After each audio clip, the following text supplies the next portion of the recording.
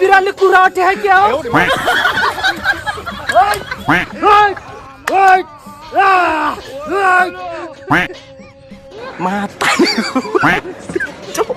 ए माइला मातारी हो भाइ वन बिरालु भनेर झन्डै ढुङ्गाले बैठाइन मोरा मकै बारीबाट निस्किराछस् त।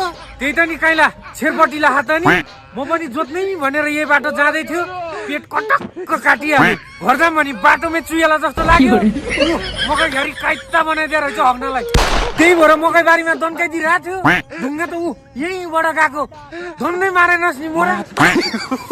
तैँले छेरपाटे दन्काउनलाई मेरै मकै बारी भेटिस् के गर्ने त नि छेरपाटीले तेरो मकै बारी नभन्दो रहेछ काइला गाडी कि बान्त मातारी हो भाइ ए भाउजू यहाँबाट एक कदम अगाडि चलाउने होइन पर्ख एकछिन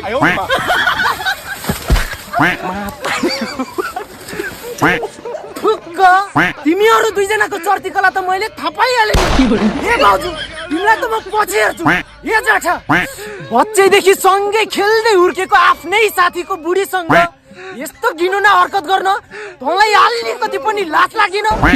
यो कुरा विदेशमा भएको तेरो साथीले थाहा पायो भने उसको मनमा के बित्छ अलिकति पनि सोच्न सकिन।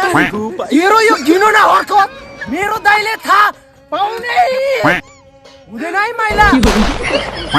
तर तिमी भाउजू दाइले विदेशमा रगत पसिना एक गरेर खाइ नखाइ तिम्रो लागि दुःख गरेको आखिर यही दिन देख्नलाई हो।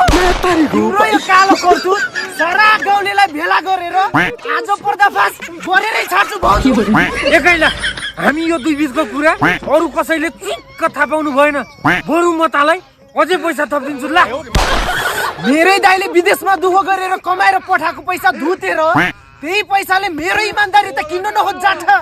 कहाँ तेरो दाइले दुःख गरेर कमाएको पैसा हो यो त मैले कमाएको पैसा हो नि जाठा। तँ जस्तो एउटा घरमा ढलेको सिङको नभास्ने गोबर नहास्ने कहाँबाट कमाइस् यत्रो पैसा? कसरी कमाउँछु म देखाउँछु तँलाई ल आइजे